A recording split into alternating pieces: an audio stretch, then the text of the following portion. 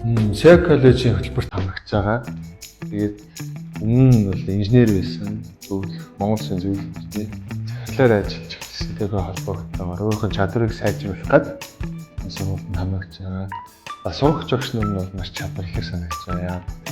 Монголын уртаа ордог групп компаниудад ажиллаж байсан. Манай удирдлагчны ажлууд хийж байсан. Зарим групп компаниуд үүсгэн байгуулж байсан хүмүүс агшаар ирж байгаа.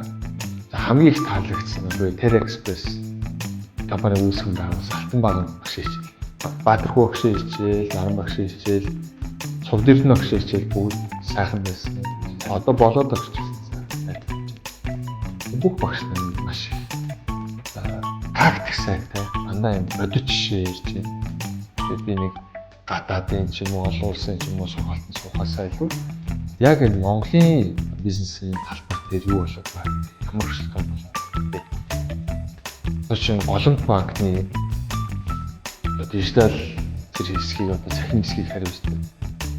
Сайн бэлэг хэлээрээ ярих. Копийн цааны нуугчсэн юм уу? Миний ашиглаад байдаг сошиал бич энэ байсан юм уу?